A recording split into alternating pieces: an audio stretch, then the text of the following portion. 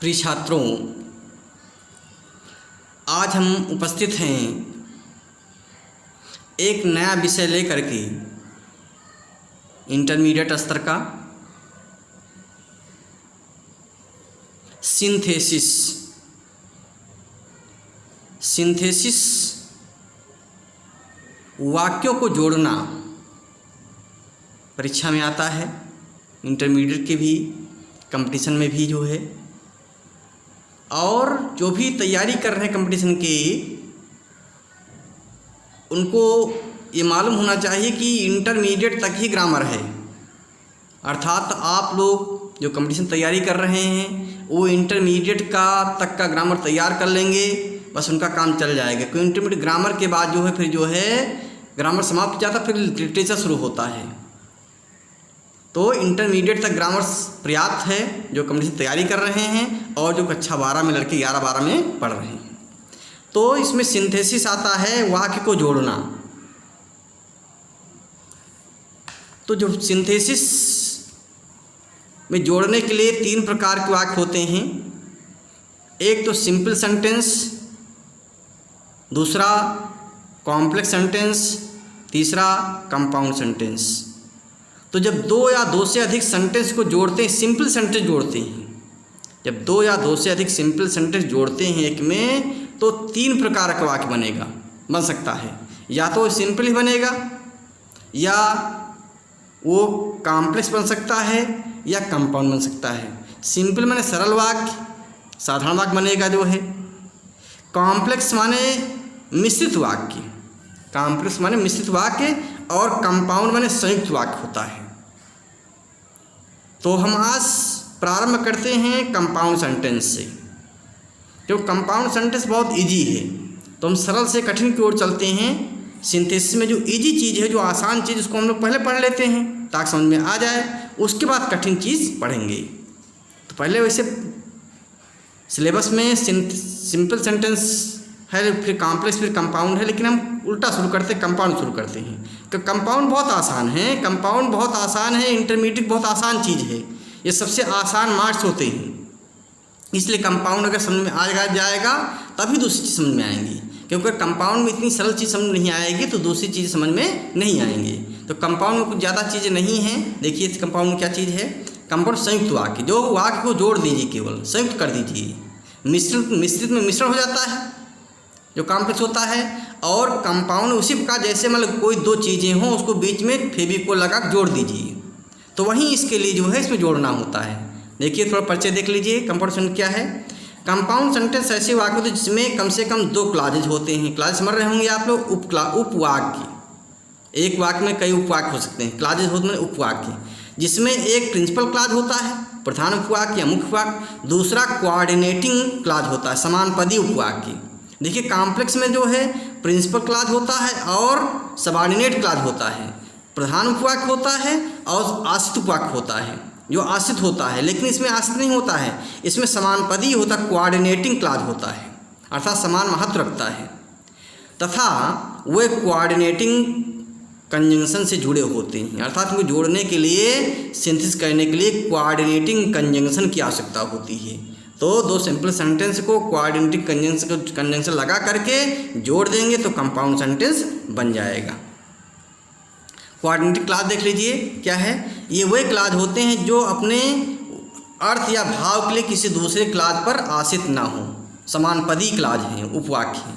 आप इस स्वतंत्र रूप से भी उनका पूर्ण अर्थ या भाव प्रकट कर सके, इस प्रकार क्लाज जोड़ने के लिए जिन कंजंक्शन का प्रयोग किया जाता है उन्हें कोऑर्डिनेटिंग कंजंक्शन कहते हैं। अर्थात कंपाउंड सेंटेंस में अगर सेंटेंस जोड़ना है, सेंटेंस को कंबाइन करना है, तो हमें कोऑर्डिनेटिंग कंजंक्शन की आवश्यकता पड़ेगी। और उसमें कुछ ज़्यादा में कोऑर्डिनेटिंग कंजंक्शन का आपको ध्यान रखना है, माइंड में रखना है।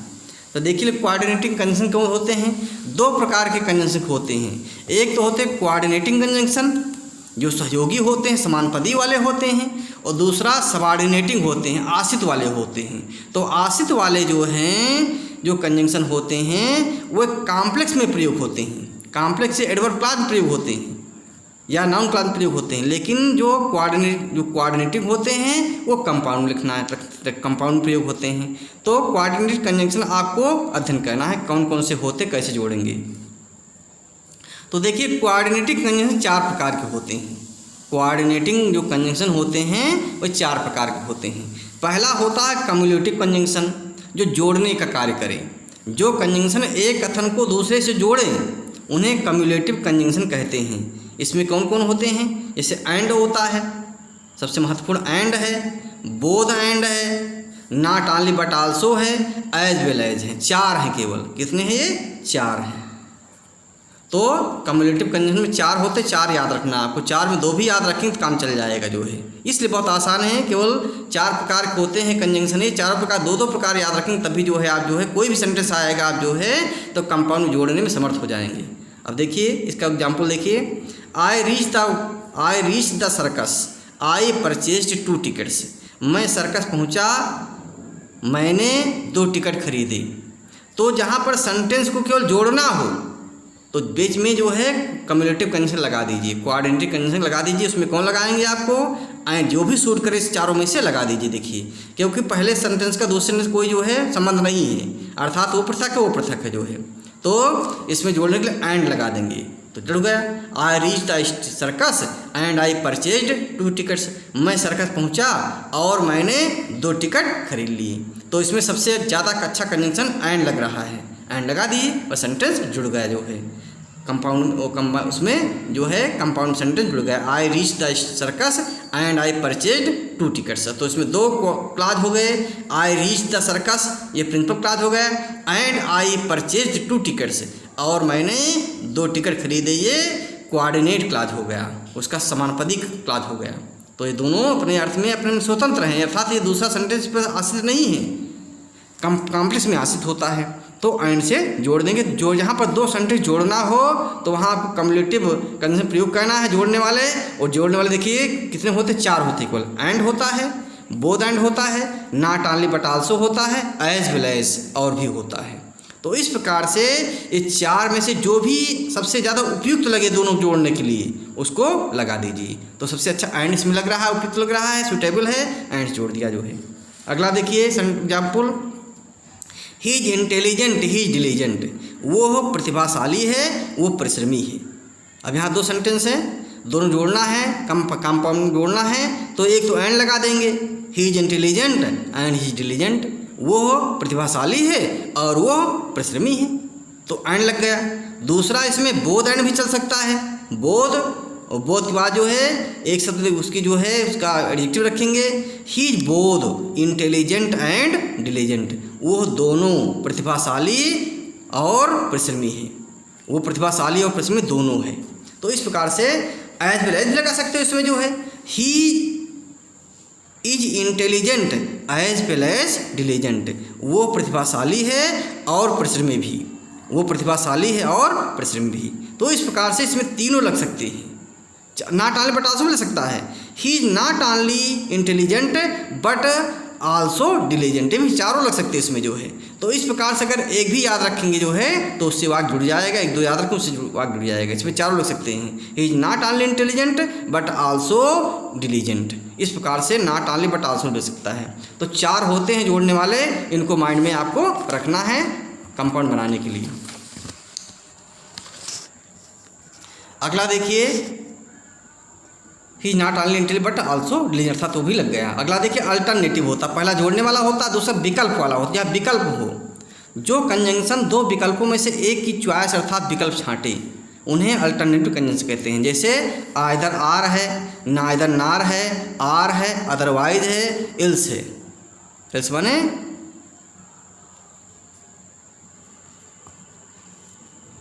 इल्स का अन्यथा अर्थ होता है, इसका भी इल्स का अर्थ अन्यथा ही होता है। हाँ देखिए, तो एक तो आर बहुत महत्वपूर्ण इसमें है, अल्टरनेटिव आर बहुत महत्वपूर्ण है, either or neither nor otherwise भी महत्वपूर्ण है, और इल्स माने अन्यथा इसका भी अर्थ होता है। तो देखिए एग्जाम्पल, रन क्विकली, तेज भागो, you will miss the train, तुम्हारी ट्रेन छूट जाएगी। अब यहाँ पर आर या अदरवाइज 2 चल सकते हैं। रन क्विकली, तेज भागो, अन्यथा तुम्हारी ट्रेन छूट जाएगा, otherwise you will miss the train. दो चाहे आर लगा दीजिए चाहे अदरवाइज लगा दीजिए। आर माने या, तुम्हारी ट्रेन छूट जाएगी तभी चल जाएगा, अदरवाइज अन्यथा।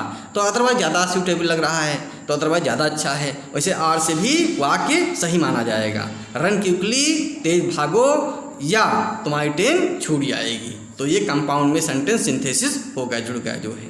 तो रन क्विकली यू विल, तो यहाँ पर जहाँ दो विकल्प में विचार किया जाए, जहाँ दो विकल्प दिए हों, जहाँ पर दोनों सेंटेंस बीच में विकल्प का भाव हो, वहाँ पर आपको आर या अदरवाइज, आइदर आर नाइदर नार से जोड़ देंगे। देखिए अगला example, I do not play hockey,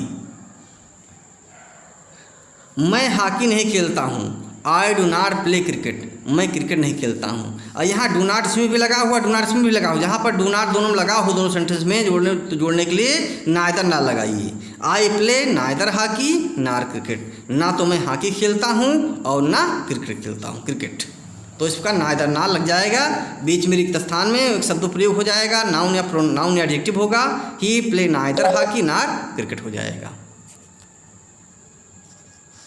अगला देखिए, तीसरा एडवर्सेटिव होता है जो विपरीत अर्थ वाले होते या जहाँ पर विपरीतता पाई जाती है। तो ये देखिए कौन कौन है।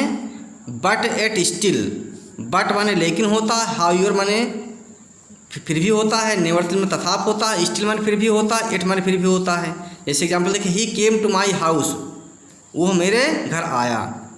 ही रिमेंड साइलेंट, वो चुप रहा अर्थात कुछ नहीं बोला।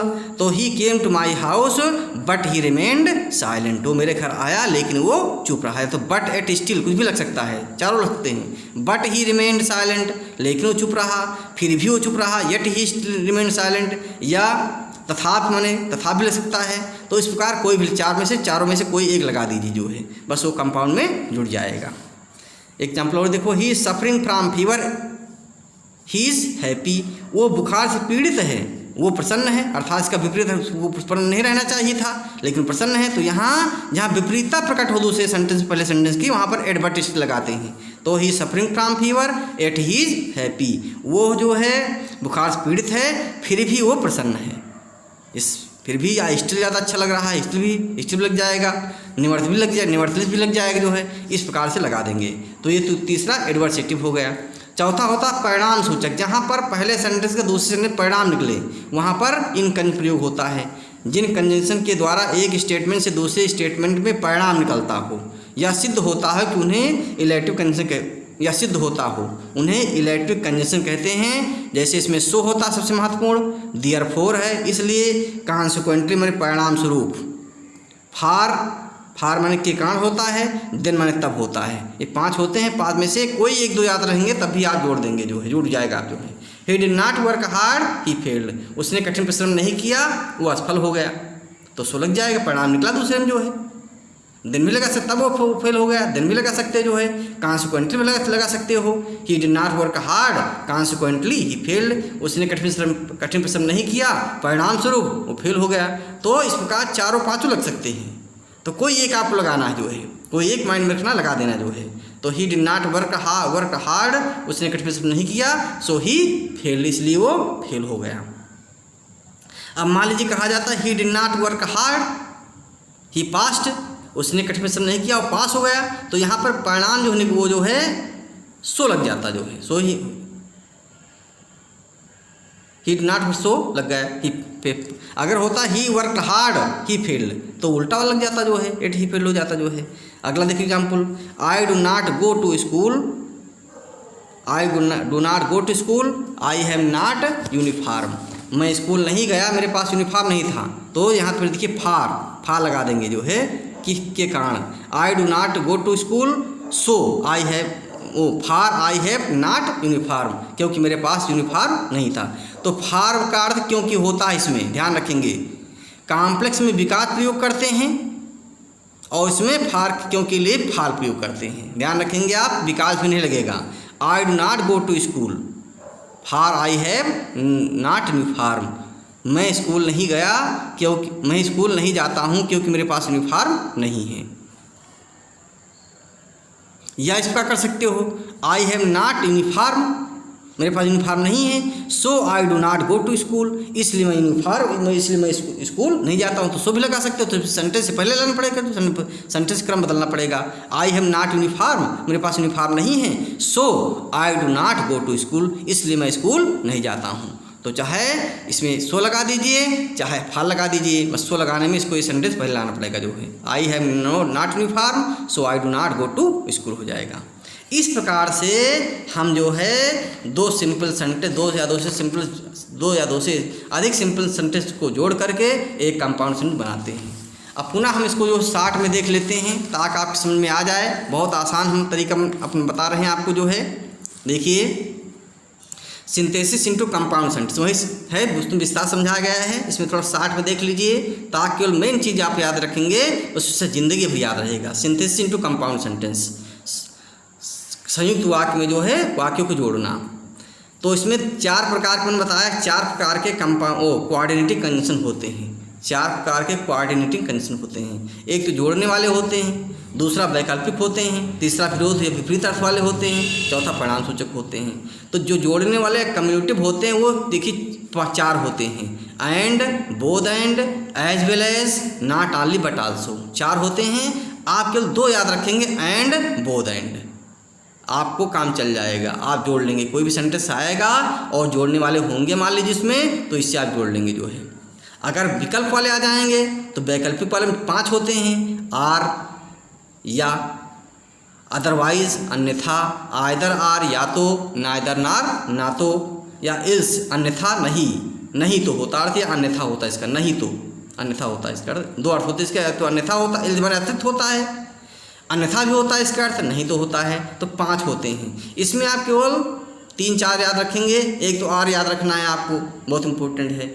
आइदर आर, नाइदर नार भी याद रहेगा आपको जो है, या तो ना तो, और अदरवाइज भी याद रखेंगे, कहीं अदरवाइज ज़्यादा सूटेबल होता है आर की जगह पर जो है। तो ये 4 जरूर याद रखना जो है। इल्स नहीं रहेगा तभी काम चल जाएगा तुम्हारा जो है। फिर देखो विपरीत या विपरीतता वाले, जहाँ पर विपरीत परिणाम निकलता है। मान लीजिए उसने कठिन परिश्रम किया, वो फेल हो गया, उल्टा परिणाम निकल रहा है। वो कक्षा में आया लेकिन पढ़ाया नहीं। तो इस प्रकार से विपरीत अर्थ वाले जो है, जहाँ दूसरे सेंटेंस में विपरीत परिणाम निकलता है, वहाँ ये जो है कंजंक्शन प्रयोग होते हैं। But, yet, still. बट माने लेकिन, एट माने फिर भी, स्टिल फिर भी, हाउएवर फिर भी या तो भी होता है, नेवरथिलेस माने तथापि या इसके बावजूद भी। तो इसमें केवल बट स्टिल याद रखेंगे तब भी काम चल जाएगा। बट स्टिल याद रखेंगे तब काम चल जाएगा। आप कोई भी सेंटेंस आएगा जोड़ लेंगे। चौथा होता परिणाम सूचक। परिणाम सूचक 5 होते हैं। एक तो सो होता है इसलिए, देयरफॉर इसलिए, कॉन्सिक्वेंटली परिणाम स्वरूप, फार के कारण, देन माने तब, ये 5 होते हैं। 5 में केवल एक ही याद होगा तभी काम चल जाएगा। सो याद रहेगा तो सो से काम चल जाएगा तुम्हारा जो है। तो इस प्रकार से ये केवल 1 2 3 4 5 6 7 8 9 10 हैं। इनको याद रखेंगे केवल माइंड में। क्या क्या? And, both and, either or, neither nor, otherwise, but it still, so, इतने माइंड में आना चाहिए। अगर कंपाउंड जोड़ने के लिए आता है तो आपके माइंड में ये कोऑर्डिनेटिंग कंजंक्शन आने चाहिए। और तो जो जितना अच्छा जो सूट करे जो है, जो उपयुक्त हो जोड़ने के लिए, उससे आप जोड़ दीजिए। और आपको नहीं याद रखना कि वैकल्पिक कौन है, विपरीत वाले कौन है, ये नहीं याद रखना है कि उसमें लिखना पड़े आपको। केवल इनको माइंड में कंजंक्शन केवल रखना है। तो जो भी सूट करे उससे आपको जोड़ देना है। अब देखिए एग्जाम्पल देखते हैं, इसको शॉर्ट में और देख लेते हैं आपको याद करने के लिए हम तो बता दें। मान लीजिए संक्षेप में, but eight either or so and neither nor, एक लाइन में याद रखना है आपको। तो इसको इसका पढ़ लेंगे 2-3-5 बार पढ़ लेंगे, या 7-5 बार पढ़ लेंगे, 2-3 बार याद हो जाएंगे इतनी जो है। But eight either or so, but eight either or so and neither nor, तो 6 हो गए। 3 अलग से याद रखेंगे, आर अदरवाइज बोथ एंड। 9 याद रखेंगे। तो कोई भी सेंटेंस कंपाउंड में आएगा तो आप जोड़ने में समर्थ हो जाएंगे। But yet still, but eight either or so and neither nor, but eight either or so and neither nor, इसको 5-6 बार बोल लेंगे, मुझे बस रट जाएगा। But eight either or so and neither nor, जब इतना याद हो जाएगा 3 और याद रखेंगे, आर अदरवाइज बोथ एंड। वैसे इससे भी जुड़ जाएंगे, लेकिन इससे ज़्यादा कहीं कहीं ये कम उपयुक्त होते हैं। तो आर ज़्यादा होता, अदरवाइज ये ज़्यादा सूटेबल होता है। तो इनको भी याद रखना है। तो 9 याद रखेंगे। 18 इसमें हैं, आप 9 याद रखेंगे। तो 9 से ही काम चल जाएगा तुमको जो है। अब देखिए एग्जाम्पल देख लेते हैं कुछ और। The night was dark the journey was long, रात लंबी थी, सेपरेट में सेंटेंस है, दो सेंटेंस लिखे हुए हैं। द नाइट वाज डार्क, रात अंधियारी थी। द जर्नी वाज लॉन्ग, यात्रा लंबी थी। अब इन पहले सेंटेंस दूसरे में कोई जो है कोई संबंध नहीं है, अर्थात इनका देखिए परिणाम सूचक है नहीं, विपरीत वाला है नहीं, वैकल्पिक वाला है नहीं, एंड से जोड़ देंगे जो है तो हो जाएगा the night was dark, the night was dark and, केवल फेविकोल तरह एंड लगा देंगे, दो सेंटेंस कनेक्ट हो जाएंगे, जुड़ जाएंगे। And the journey, journey was long, इस प्रकार जुड़ गया, सबसे उपयुक्त है, इसके अलावा कोई लगेगा नहीं इसमें जो है। The night was dark and the journey was long, रात अंधियारी थी और जर्नी लंबी थी, ये हो गया। अगला देखो, walk carefully you will fall, सावधानी पूर्वक चलो, संभल कर चलो, वॉक केयरफुली सावधानी चलो, यू विल फॉल, तुम गिर जाओगे। अब यहाँ पर विकल्प चुनना है, विकल्प वाला माइंड में आना चाहिए, आइदर आर सबसे अधिक आर होगा इसमें, आ लगा दीजिए। वॉक केयरफुली, सावधानी पूर्वक चलो, या तुम गिर पड़ोगे, या अदरवाइज कर लीजिए, अदरवाइज ज़्यादा अच्छा, अन्यथा आर अदरवाइज, देखिए आर अदरवाइज, अब अदरवाइज ज़्यादा अच्छा लग रहा है इसमें जो है, वैसे आर से भी तुम्हारा सेंटेंस सही माना जाए, कोई काट नहीं पाएगा, लेकिन अदरवाइज ज़्यादा अच्छा लग रहा है इसमें। Walk carefully otherwise you will fall, अन्यथा तुम गिर पड़ोगे। तो walk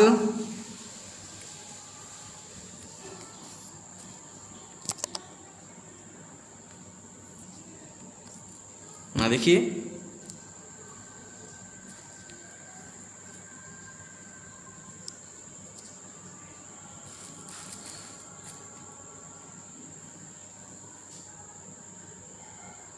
walk carefully are otherwise ज़्यादा अच्छा है, अदरवाइज यू विल फॉल।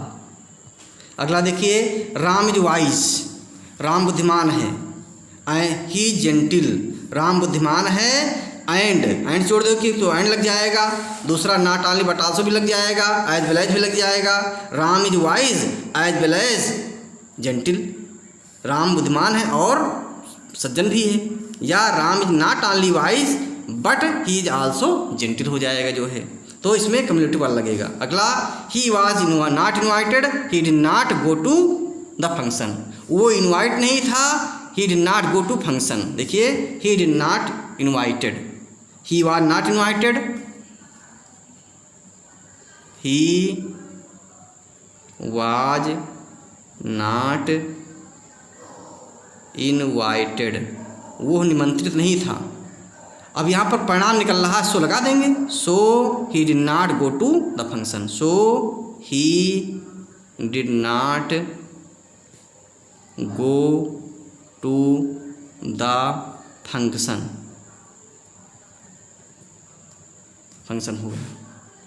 अगला देखिए, Ram is very weak in study, he comes regularly. देखिए, राम पढ़ने में बहुत कमज़ोर है, वो प्रतिदिन स्कूल एट लगा दे, फिर भी क्योंकि यहाँ पर विपरीतता प्रकट कर रहा है, फिर भी वो नियमित रूप से आता है, तो यहाँ पर एट लगा देंगे आप, क्या लगा देंगे, एट लगा देंगे, और कुछ करना नहीं। Ram is very weak in study eight, फिर भी ही कम्स रेगुलरली, बट भी लगा देंगे तभी चल जाएगा, स्टिल भी चल जाएगा जो है।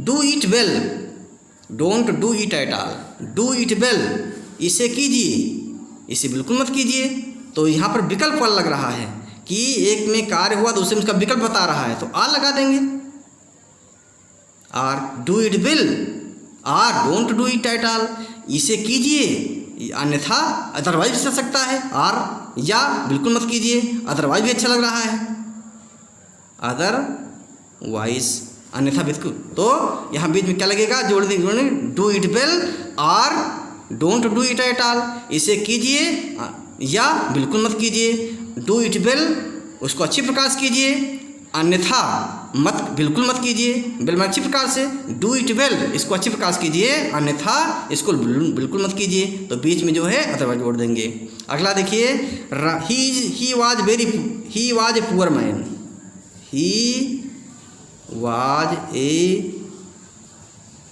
Poor man. अब दूसरा सेंटेंस ही वाज ऑनेस्ट। अब फिर भी यहाँ पर देखो विपरीतता प्रकट कर रहा है, तो फिर भी या एट प्रयोग कर देंगे, एट ही वाज ऑनेस्ट।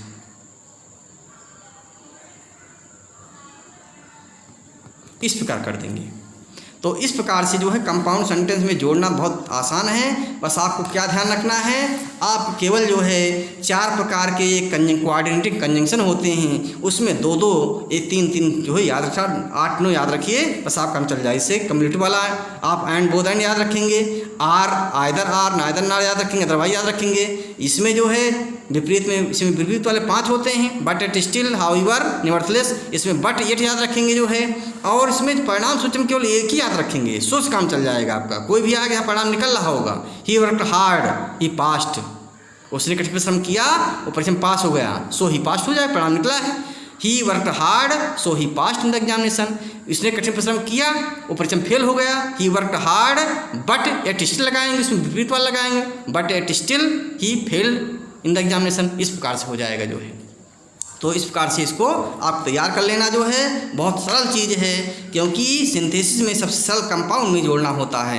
बस ध्यान रखना है कि कंपाउंड कहे तभी कंपाउंड जोड़ना है। बच्चे गलती क्या करते हैं, कॉम्प्लेक्स में जोड़ना होता है, सिंपल में जोड़ना होता है, लेकिन कंपाउंड आसान होता है तो कंपाउंड जोड़ देते हैं, तो उससे नंबर उनको नहीं मिलते हैं। तो ध्यान रखना है, जिसमें जोड़ने के लिए कहना है, परीक्षा में आया है उसमें आपको जोड़ना है, तो कंपाउंड में आया तो कंपाउंड जोड़ना है। बस ये ध्यान रखें, दूसरे में आया तो दूसरे में जोड़ना है, इसमें कंपाउंड में नहीं जोड़ना है। कि कॉम्प्लेक्स में आया है, कॉम्प्लेक्स जोड़ना कठिन होता है, सिंपल में कठिन होता है, तो आप कंपाउंड जोड़ रहे हैं, तो ये गलत है। तो कंपाउंड ध्यान रखेंगे कि 4 प्रकार कंजंक्शन होते हैं, इनको केवल 9-10 याद रखेंगे, बस काम चल जाएगा। क्या क्या याद रखना है, but eight either or so and neither nor, but eight either or so and neither nor, or otherwise both and, बस इतने याद रखेंगे 9 केवल। इससे तुम्हारा जो कंपाउंड में कोई भी सेंटेंस आ जाएगा, इसमें जो भी ज़्यादा अच्छा लगे, जो भी ज़्यादा सूटेबल हो, उसको लगा करके सेंटेंस जोड़ देना है। बहुत बहुत धन्यवाद।